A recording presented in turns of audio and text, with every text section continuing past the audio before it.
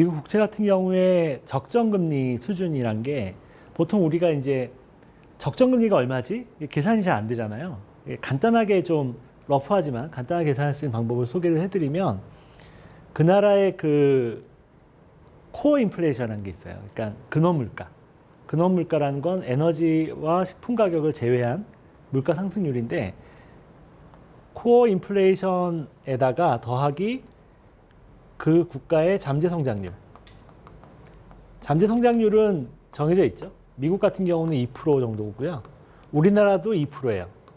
중국은 6.5% 정도 되고. 잠재 성장률을 더해주면 돼요. 그러니까 미국 같은 경우 보면 잠재 성장률 2%죠. 지금 코어 CPI가 코어가 지금 얼마 정도 나오냐면 4% 가까이도 나오고요. 뭐 3에 4% 나오죠. 근데 이거를 이렇게 하면 이제 금리가 너무 높아지잖아요. 그러니까 이렇게 하면 안 되고요. 이거를 이제 무빙 에버리지로 보통 계산을 해요. 무빙 에버리지 계산해서 둘에 더하면 이게 훨씬 떨어지죠. 이제 무빙 에버리지로 계산하면 이게 이제 원래 이론상 2.에서 3.5 정도 나와요. 미국이 금리가. 그러니까 이게 이제 계속 유지가 안 되니까 이거 감안해도 그래서 이제 하단을 선택하는 거죠. 2.5% 정도가 좀 적정금리로 보는 거죠. 왜냐면 여기다가 이제 돈 풀고 뭐 이런 돈 풀는 효과가 좀 있거든요. 유동성 공급하는 효과가 있어서 유동성 공급을 줄이면 여기로 가까워지고요. 공급을 계속 늘리고 있으면 여기에 가까워지는데 지금 이제 유동성을 좀 줄일 거기 때문에 앞으로 현재는 여기지만 줄여가면 이제 조금 더 올라가겠죠. 그래서 저희가 한 2.5에서 3%는 가지 않을까. 3.0% 이게 정상이라는 거죠. 10년물 국채 금리가 지금 1.56%인데 2.5에서 3% 가면 정상적인 거예요. 오히려 가는 게 주시장에 더 좋은 거예요. 네, 좋은 거고 아까 말씀드렸듯이 국제유가가 막 100불 넘어가서 급등하면서 뭔가 인플레가 발생하고 그렇게 되면 이제 이 금리도 이렇게 따라 올라갈 텐데 원래 인플레 발생하면 이게 따라 올라가잖아요. 올라가는데 이게 올라가다가 2.5에서 3%까지 못 가고 뭐 예를 들면 한 2.2, 2.3 이 정도까지 따라 올라가다 갑자기 여기 부러져가지고 2%로 다시 깬다. 급락한다. 유가는 급등하고 있는데 이거는 제일 안 좋은 케이스라고. 이게 스태그플레이션의 기미거든요. 이러면은 주식시장은 가장 최악의 시나리오예요. 이게 경기가 꺾이는 거거든요.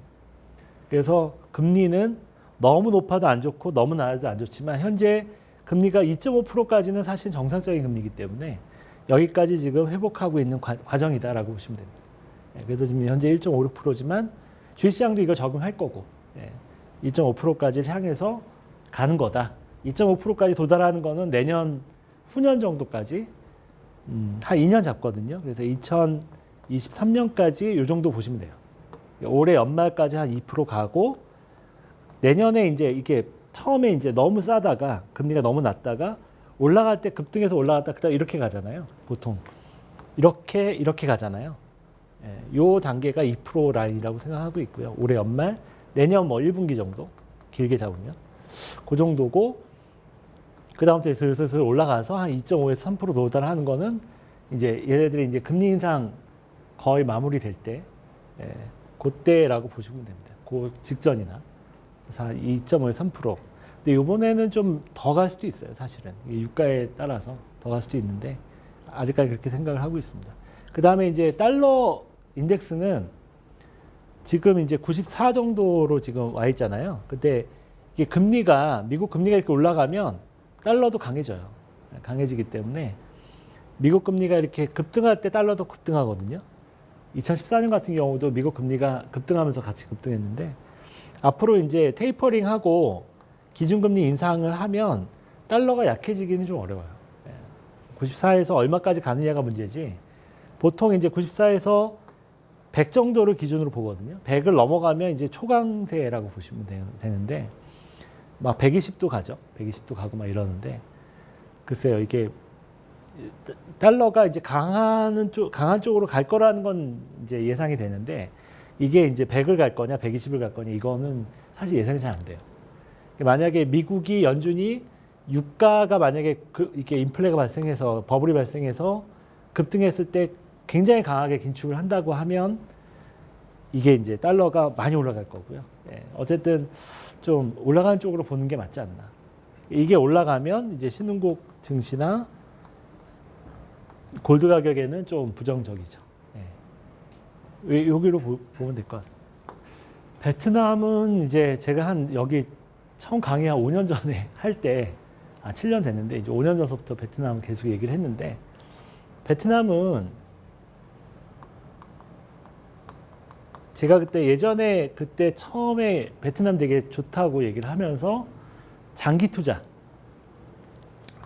얘기했잖아요. 장기 투자. 그러니까 1970년대 우리나라라고 생각하면 된다. 베트남은. 그러니까 그때부터 그냥 모아가는 거죠. 이제 저축식으로 모아가는 장기 투자. 장기 투자라는 건 뭐냐면 이렇게 돈 생길 때 그냥 모아가는 거예요. 모아가는데 증시가 이렇게 고점 대비해서 한 30% 50% 그냥 빠지잖아요. 보통 이런 신흥국 증시는 특히 베트남이나 인도나 뭐 이런 증시들은 성숙화가 안 돼 있기 때문에 변동성이 커요. 막 50% 빠질 때도 있고요. 마이너스 50%. 오를 때 막 3배 오르고 막 이래요. 그렇기 때문에 이걸 장기 투자하려면 샀다 팔았다 해가지고 타이밍 맞추고 어렵거든요. 어렵기 때문에 지난번 이제 베트남 증시 요번에 올라오기 전에도 팬데믹 때 그냥 반토막 났다가 올라오잖아요. 그러니까 이걸 대응하기는 좀 어렵고 그래서 장기 투자하는 거는 적립식으로 하는 거죠. 적립식으로. 돈 생길 때 조금씩 매달 사든지 뭐 아니면 좀 모아놨다가 돈을 모아놨다가 좀 많이 올랐을 때는 많이 모아놨다가 이렇게 장에 한 번씩 최소 고점 대비 30% 2에서 30% 이상 빠졌을 때만 사는 거죠. 이렇게 한 번 더 사고 또 나머지 보유 물량 계속 가져가고 또 올라가면 그냥 놔뒀다가 또 고점 대비 어쨌든 30% 이상 빠지면 산다 이렇게 생각하고 그냥 돈 모아놨다가 한 번씩 사고 이렇게 하는 거죠. 그래서 그냥 한 10년, 20년 후에 노후에 이 돈 모아한 거 가지고 뭐 생활비 쓴다 또는 생활비 일부 쓰고 또는 뭐 여행 다닌다 이런 목적으로 이제 투자를 하는 거죠.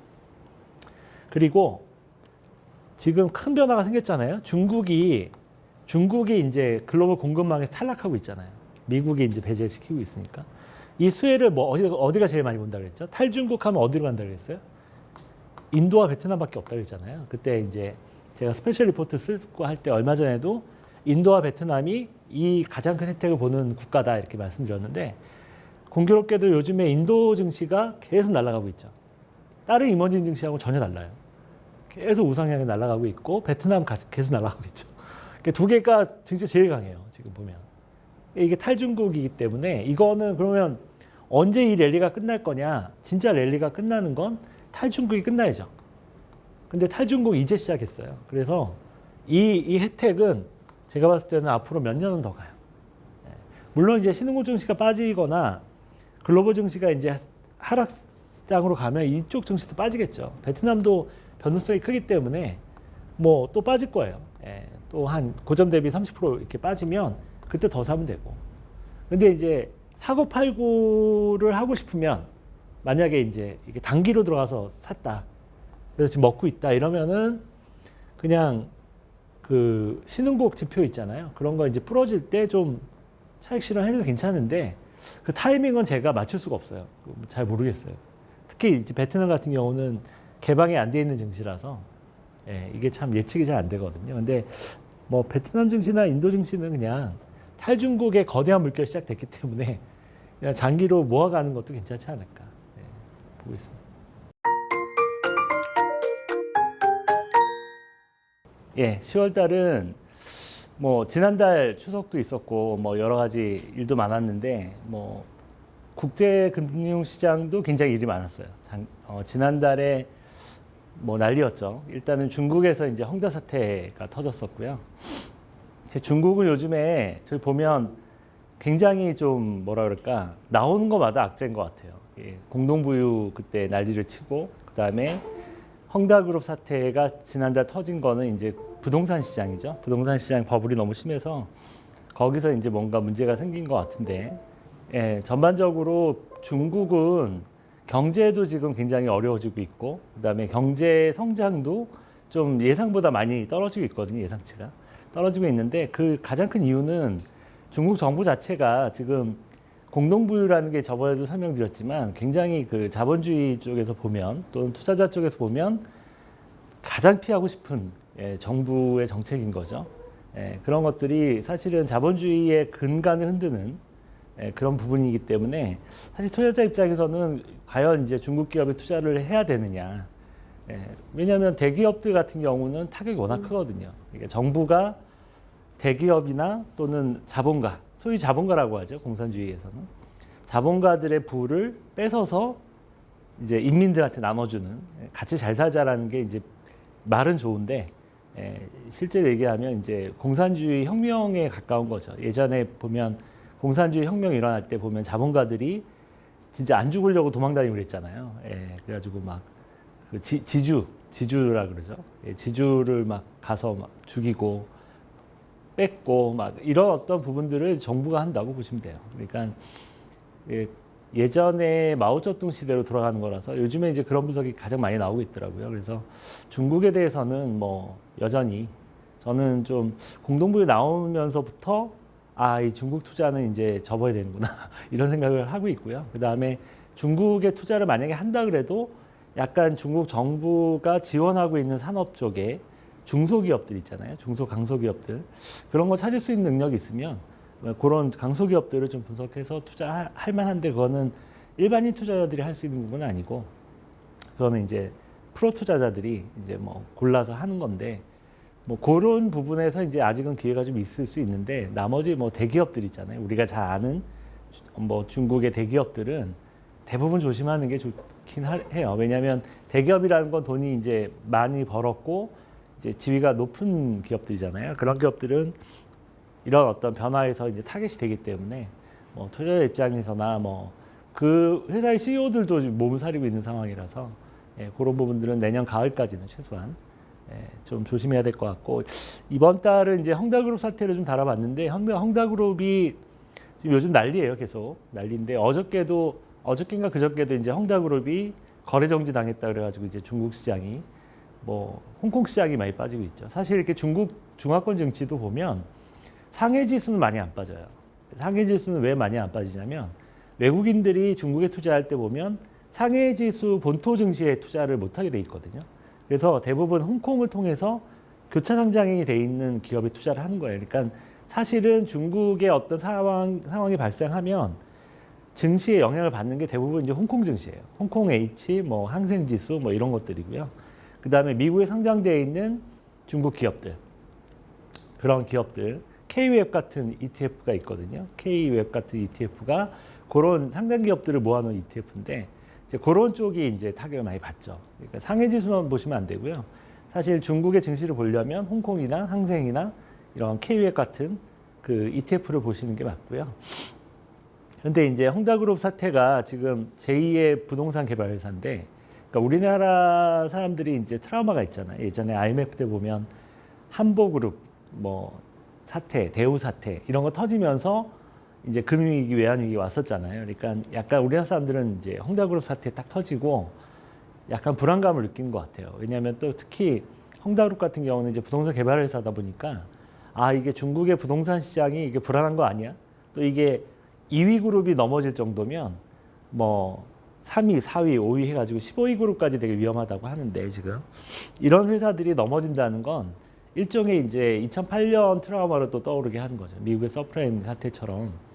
그때 이제 미국 같은 경우도 그 부동산 개발 회사들 먼저 막 쓰러지고 한 1년 후에 이제 서프라임 터진 거거든요. 그래서 이제 이게 시작이 아니냐 뭐 이런 부분들에 있어서 뭐 헝다그룹 사태 터지고 단기간에 반영하고 좀 지금은 소강 상태지만 이 부분은 좀 긴 이슈가 되지 않을까. 그러니까 이걸로 끝나는 게 아니고 여기서 파생돼서 도미노로 뭔가 일이 발생하는 그런 부분이 아닐까 생각이 들어서 이번 달은 이제 헝다그룹 사태에 좀 스페셜 리포트를 다뤄봤고요. 헝다그룹 사태의 파산 위기를 겪고 있는데 일단 기술적으로는 파산 상태예요. 그러니까 이자 지급을 안 했어요. 못 했어요. 그래갖고 이제 뭐 지난달에 말에 이자 지급한다 그래가지고 또 이렇게 좀 안도랠리도 하고 그랬는데 결국은 이제 이자를 못 냈죠. 그리고 이제 헝다그룹이 갖고 있는 부채 중에 차입금 중에 예를 들면 국내 차입금이 있고 해외 차입금이 있을 거 아니에요. 국내 차입금은 이제 위안화로 빌린 국내 은행에서 빌린 차입금이고 해외 차입금은 홍콩 시장을 통해 가지고 이제 해외에서 채권 발행해서 조달한 건데 문제는 이제 해외 조달 부분인 거죠. 달러 지급 이자라고 하는데 달러 지급 부채라고 하는데 그 부채의 이자를 안 냈어요. 못 낸 건지 안 낸 건지 어쨌든 안 냈습니다. 그래서 지금 이제 기술적 파산이라고 해서 보통 이제 이자 지급을 안 하면 한 달 동안 유예 기간이 있어요. 그래갖고 9월 13일이 이제 안 냈으니까 10월 23일까지 이제 한 달 동안 뭔가 이렇게 유예를 해주는 거죠. 이자 지급을 유예를 해주고 한 달 후에도 이자 이제 지급이 안 되면 이제 완전 파산이에요. 그래서 이제 파산 상태로 가는 것 같고요.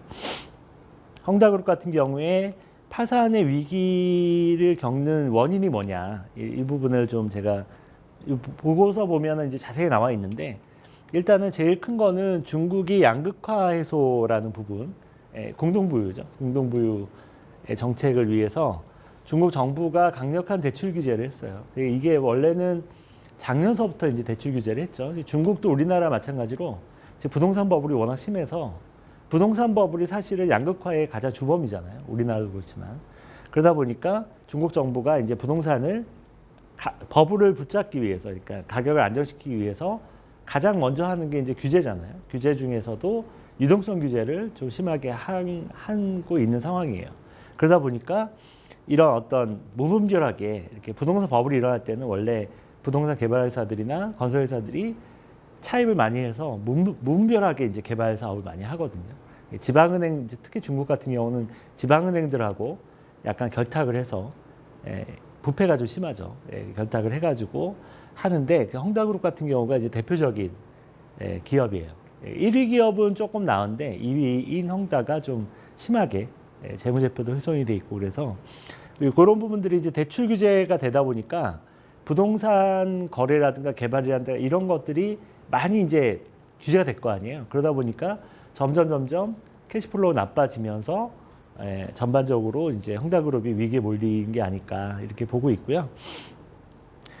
헝다그룹을 보통 터졌을 때 다들 예상한 게 이제 정부가 살려줄 거 아니냐, 대마불사 뭐 이런 얘기를 했는데 사실은 대마불사가 되려면 헝다그룹이 무너졌을 때 예를 들면 뭐 중국 경제가 완전히 파산을 한다든가 뭐 이 정도 급이 돼야 되는데 뭐 저희가 봤을 때는 헝다그룹이 이제 부채는 뭐 한 350조 우리나라 돈으로 350조 정도 되는데 그 중에서 그게 만약에 파산을 하더라도 중국 전체 그 대출에서 차지하는 비중이 그렇게 크진 않아요.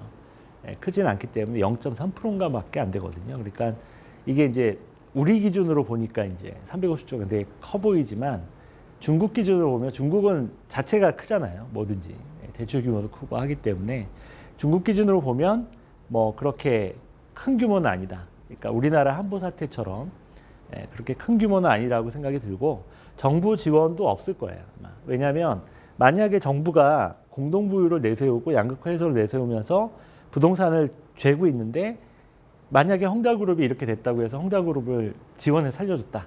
이렇게 되면 이 명분 자체가 없어져요.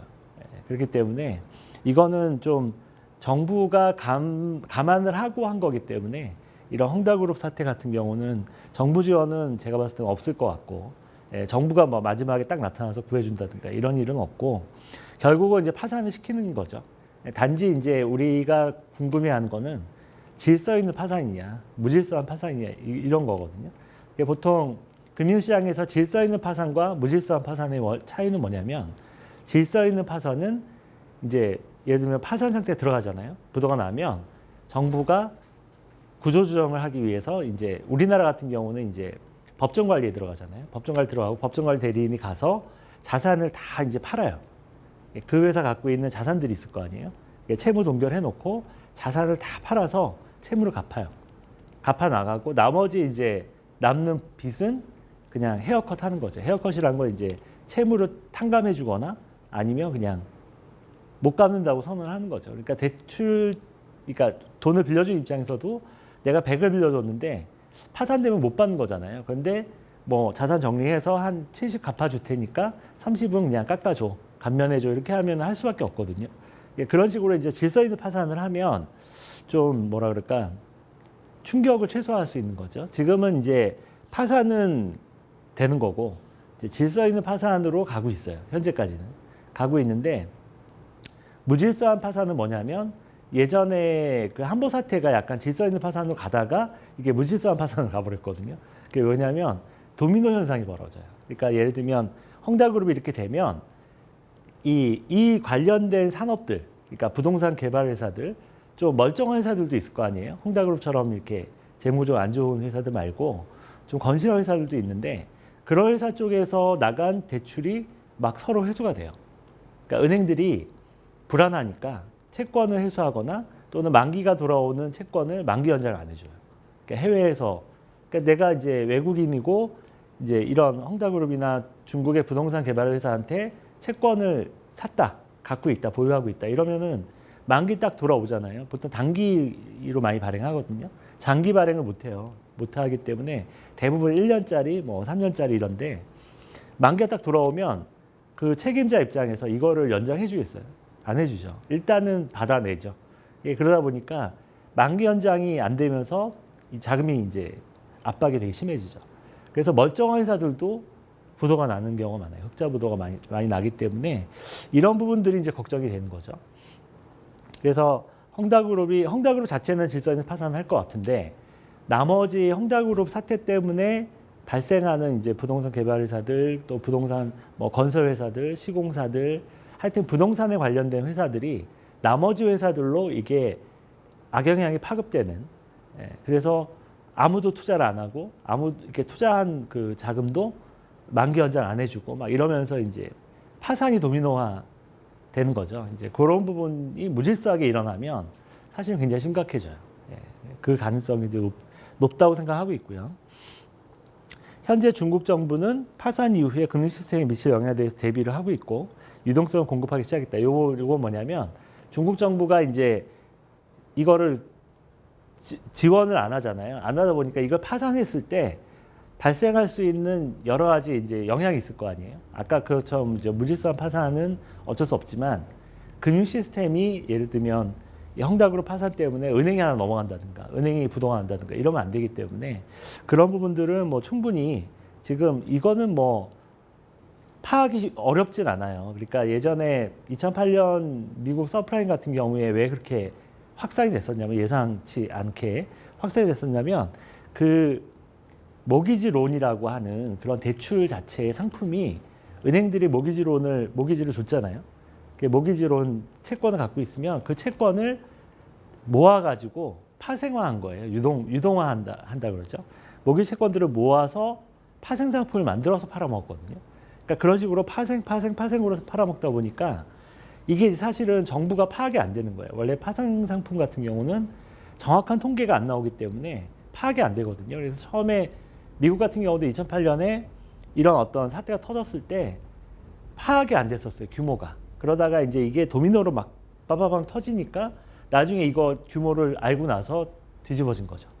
이게 다 합쳐보니까 미국 GDP의 뭐 절반이 넘는 그런 상황이 돼버린 거죠.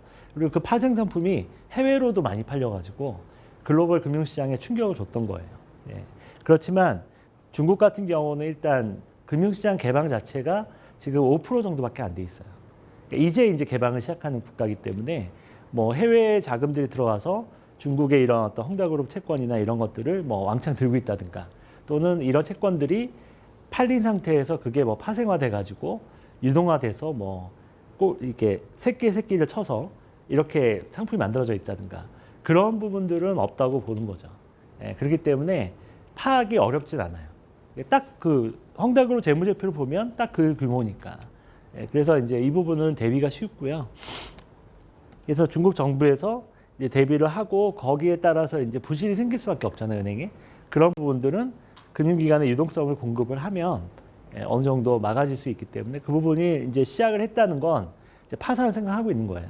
그래서 결국은 엊그제 이제 거래 정지 당한 게 꼭 이것 때문에 거래 정지 당한 건 아니고 뭐 여러 가지 이유가 있지만 쇼크를 준 것 같아요, 중국 시장에. 그래서 중국 홍콩 지수하고 뭐 이런 게 거의 지금 팬데믹 때 저점을 깨고 있거든요. 그거는 상당히 의미가 있죠. 왜냐하면 팬데믹 때 작년 4월, 2월, 뭐 2월부터 4월 사이에 그때가 사실 최악의 상황이었는데 그 저점을 깨고 있으니까 사실 중국 증시가 지금 그 작년 우리나라로 치면은 1,400포인트죠. 예, 그 저점을 지금 트라이 하고 있다고 보면 어마어마하게 빠진 거다 이렇게 볼 수 있습니다. 그 다음에 이번 사태는 뭐 다들 걱정하기 때문에 이제 요번에 자료를 쓴 건데요. 서프라임 때처럼 제2의 리먼 사태죠. 리먼 사태처럼 글로벌 금융시장에 타격을 주지는 않을 것 같아요. 예, 아까 말씀드렸듯이 금융시장 개방도 적고 그 다음에 여기에 만약에 물린 채권들은 대부분 홍콩을 통해서 발행된 채권들인데 그게 이제 투자한 데가 뭐 블랙록도 있고요. 그 다음에 뭐 HSBC라든가 이런 은행들이 있는데 그 은행들이 하나하나가 들고 있는 채권들이 있을 거 아니에요. 이 헝다그룹 채권이. 그 규모가 그 예를 들면 블랙록이라든가 또는 HSBC가 망할 정도가 아니라는 거죠. 망할 정도도 아니고 그냥 이렇게 부실 처리를 하면 끝나는 정도 수준이에요. 그러니까 그 회사들 입장에서도 뭐 타격을 받는 수준이 아니기 때문에 뭐 전혀 이런 글로벌 금융시장에 타격을 주지는 않을 것 같아요. 근데 이제 저희가 좀 혼란도 별로 없을 것 같고요. 금융 시스템에. 그래서 그 중국에 보면 위안화도 이런 거 발생했을 때 제일 먼저 보는 게 그 환율하고요. 그 나라 환율하고 그 다음에 그 CDS라고 크레딧 디폴트 스왑이라는 CDS라는 게 있거든요. CDS를 봐요. 왜냐하면 그 두 개를 보면 아 이게 금융 시스템이 위험하다 안 위험하다 좀 알 수 있거든요. 근데 중국의 위안화 환율이 아직도 되게 안정이 돼 있잖아요. 위안화 환율이 막 위안 달러가 급등한다든가 뭐 이런 일이 없잖아요. 그러니까 타격이 없다는 얘기예요. 그 다음에 CDS 같은 경우도 좀 급등하고 있긴 하지만 상승하고 있긴 하지만 아직 40밖에 안 돼요. 그러니까 CDS가 40이란 건 거의 부도 확률이 낮은 거죠. 그 정도면 굉장히 안정적인 거고요. 이게 이제 보통 우리나라나 예전에 IMF 때나 금융위기가 올 때 보면 기본 300에서 400까지 가요. 그러니까 그 정도까지 가면 아, 이 회사, 이 국가가 금융위기 겪는 거 아니야? 이 정도 의심할 만한데 최소 200은 가야 되거든요. 200은 넘어야 되는데 뭐 중국이 아직 조금 오르긴 했지만 40 정도니까 뭐 아직까지는 금융 시스템에 타격을 준다라고 볼 수는 없는 거고요. 그 다음에 또 세 번째 보는 게 은행 간에 거래를 할 때 콜금리 있잖아요. 하루짜리 콜금리. 콜금리를 보는데 그 금리도 오히려 떨어졌어요. 중국이 금융 시스템에 이제 유동성 주입하면서 오히려 떨어지고 있거든요. 그게 급등하면 좀 위험하죠. 단기 자금 시장이 완전히 꼬였다는 얘기니까 이제 그런 게 원래 급등하거든요. 문제가 생기면. 그래서 그런 어떤 지표들을 요번에 이제 좀 보고서에 넣었는데 뭐 여전히 안정적이에요. 그러니까 이것 때문에 뭐 제가 봤을 때는 뭐 금융 시스템이 흔들려서 중국이 금융위기 가고 이런 상황은 아닌 것 같고요. 근데 제가 좀 걱정하는 거는 지금이 아니에요. 예, 지금이 아니라 앞으로 1년이나 2년 후가 더 걱정인 거예요. 왜냐하면 항상 그 리먼 사태도 어떤 그 처음에 이제 그 부동산 개발회사가 부도 나고 나서 그 센츄리인가요? 센츄리가 먼저 부도가 나고 나서 한 1년 정도 있다가 터졌거든요. 모든 일이. 그러니까 왜냐하면 그게 하나의 시그널인 거예요. 뭐 터지고 그 다음에 계속 일이 벌어지는데 다들 잊어먹고 있었던 거죠. 2007년에 터지고 사실 봄인가 여름인가 터졌어요. 처음에. 터지고 다들 잊어먹고 있다가 2008년 4월인가에 다시 인식을 한 거거든요. 그게 이제 막 확산이 되고 부동산 막 급락하면서 뇌관이 바바방 터진 게 이제 1년 후거든요. 그러니까 중국도 약간 그럴 가능성이 높아요. 그래서 지금이 문제가 아니고 1년 내로 부동산 버블 붕괴가 제일 걱정이 됐다. 그러니까 이 부분은 제가 예전에 작년, 재작년에도 계속 말씀드렸을 거예요. 회색 코뿔소라 그러잖아요. 이렇게 뉴스에 보면 회색 코뿔소라고 얘기 많이 나오는데 블랙스완과 회색 코뿔소가 있어요. 금융시장에. 블랙스완은 아무도 예상을 못한 일이 터지는 거예요.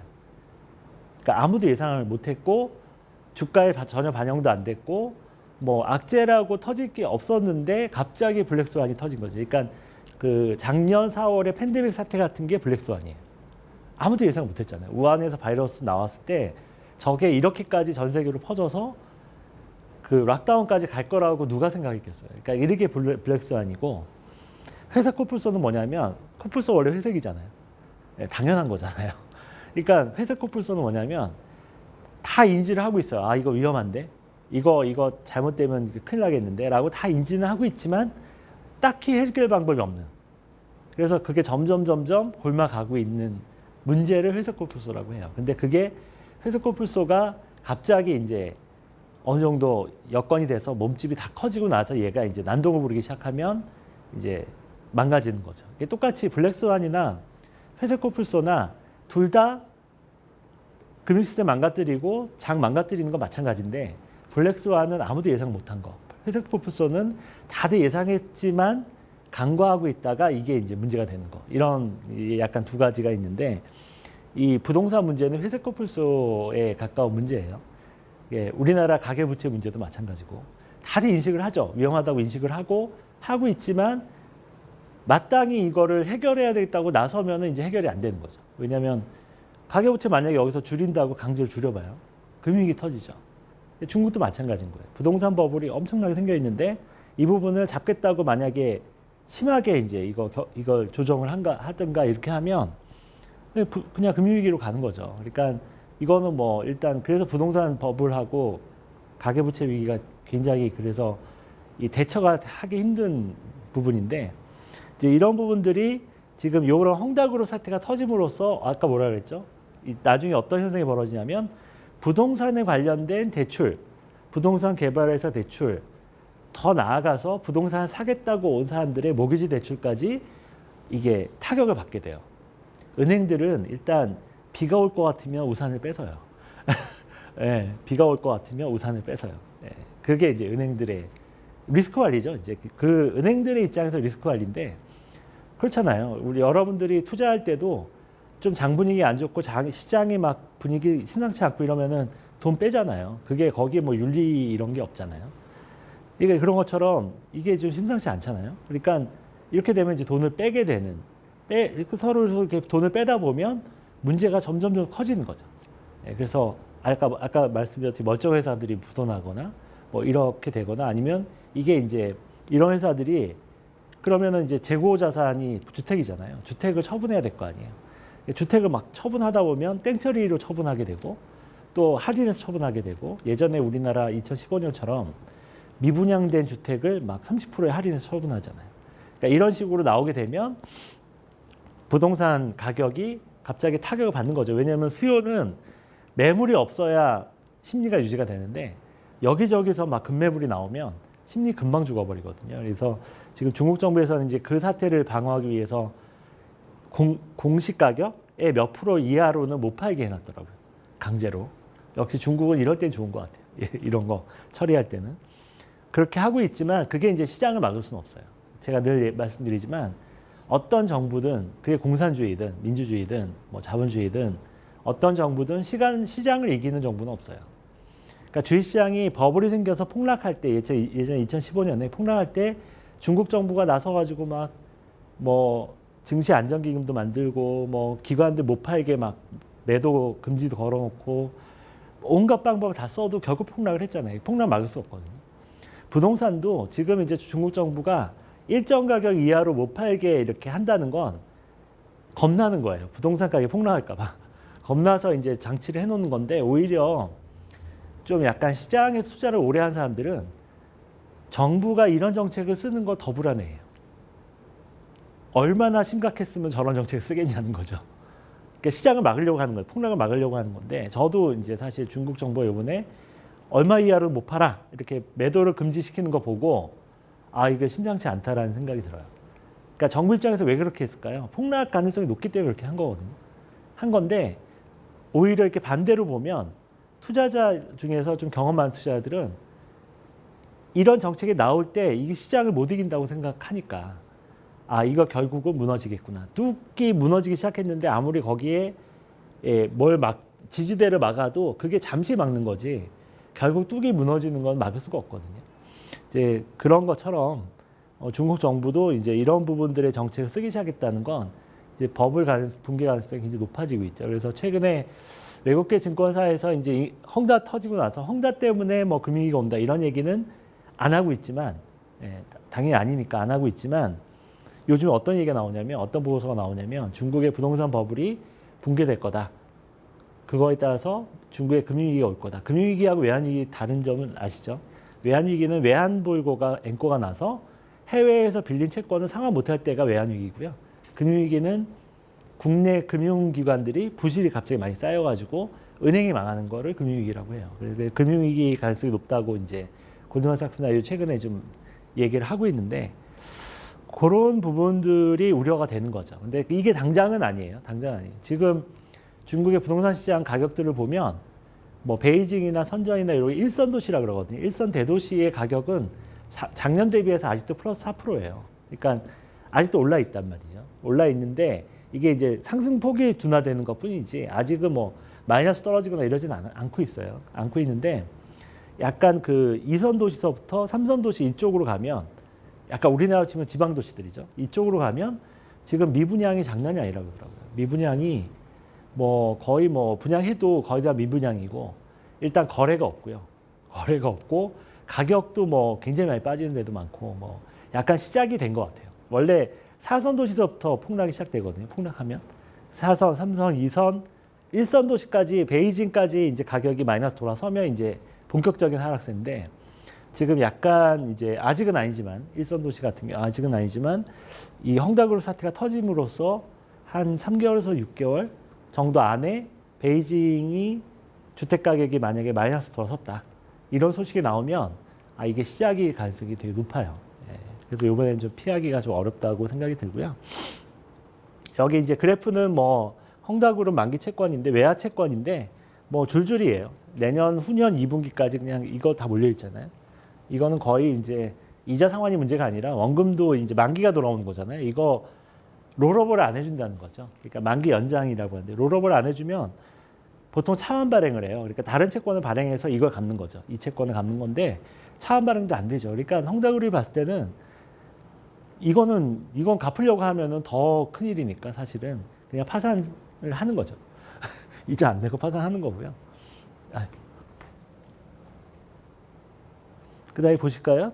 이게 CDS라고 이게 이제 중국 CDS인데 이게 40 좀 넘었어요. 그러니까 뭐 2000년 작년 팬데믹 때보다 낫죠. 좀 올라와도. 그러니까 이 정도면 뭐 거의 뭐 금융위기가 뭐 임박했다 이런 가능성 없고요. 나중에 이제 만약에 중국의 부동산 가격이 베이징이 마이너스 떨어지기 시작하면 CDS를 잘 봐야 돼요. 이게 갑자기 막 치솟 사서 막 100을 돌파한다든가 100 라인을 돌파해버리면 아 이거 좀 심상치 않다 이렇게 생각해야 되는데 아직은 아니다라는 거고요.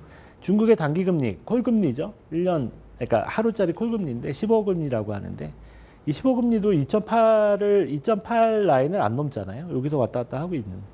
그러니까 이런 걸 보면 이것도 나중에 만약에 금융위기 발생하면 이게 그냥 치솟아요.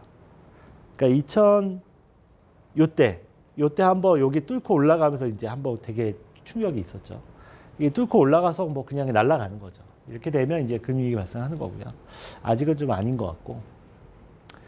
요거가 이제 좀 제가 요번에 넣으면서 저도 깜짝 놀랐거든요. 예. 이게 이제 글로벌 물가를 조사하는 기관에서 나오는 자료인데 저도 보고 놀랐는데 이게 이제 PIR이라는 지표예요. PIR은 뭐냐면 이게 P는 프라이스고요. R은 인컴이에요. 인컴, 소득. 그러니까 보통 이제 PIR 지표는 주택 가격이 얼마나 버블이 심한가 안 심한가, 얼마나 고평가되어 있나를 보는 지표예요. 그러니까 주식으로 치면 PER이라는 지표랑 비슷한 거죠. 그 회사가 벌어들이는 소득 대비 프라이스잖아요. 그러니까 PER이라는 게. PIR 지표가 되게 중요한데 이걸로 이제 글로벌 도시들을 다 비교해 볼 수 있는 거죠. 비교를 해봤는데 여기 보시면 까만색으로 좀 굵은색으로 표시가 되어 있는 게 주로 이제 다 중국 쪽이고요. 베이징이나 선전이나 홍콩, 뭐 상하이 50배. 이게 얼마가 적정이냐면 4배가 적정이에요. 4배. 그러니까 4배가 넘어가면 아 이거 좀 버블이 있는데 고평가되어 있는데 라고 평가를 해요. 보통 4배. 여기죠. 여기 4배. 근데 이제 중국의 주요 도시들 베이징 50배고요. 뭐 선전, 뭐 홍콩, 상하이 다 50배, 40배 사이예요. 이 정도면 예전에 이제 일본 예전에 1990년대 버블 붕괴되기 전에 PIR이 거의 30배 정도였거든요. 25배, 30배. 그거보다 더 심하죠. 지금 2배 더 큰 거죠, 버블이. 이런 상황이고요. 그 다음에 좀 기분 나쁜 게 서울이 여기 있어요, 서울이 지금 30배. 네. 참고로 뉴욕이나 이런 데가 4배예요. 미국의 뉴욕이 집값 엄청 비싸다고 하지만 4배밖에 안 돼요. PIR이. 그러니까 미국 전체로는 미국 전체 평균이 4.5배인가 그래요. 예. 지금 미국 부동산 되게 많이 올랐다고 하지만 4.5배인가 그렇고요. 중국의 전체 평균, 이거는 이제 도시별이고 전체 평균이 몇 배냐면 28배 정도 돼요. 28배. 우리나라 전체 평균이 얼마인지 아세요? 우리나라 전체 평균은 26배인가 돼요. 네, 심각하죠. 그러니까 전체 평균 PIR을 보면 중국이 아마 전 세계 1위일 거고요. 그 다음에 우리나라가 2위일 거예요. 별 차이 없어요, 사실. 2배 차이면. 그래서 우리나라도 굉장히 심각한 상황인 거죠. 이 부분을 이제 뭘로 메꿨냐? 우리나라 같은 경우는 이제 소득이 낮은데 주택이 가격이 높다.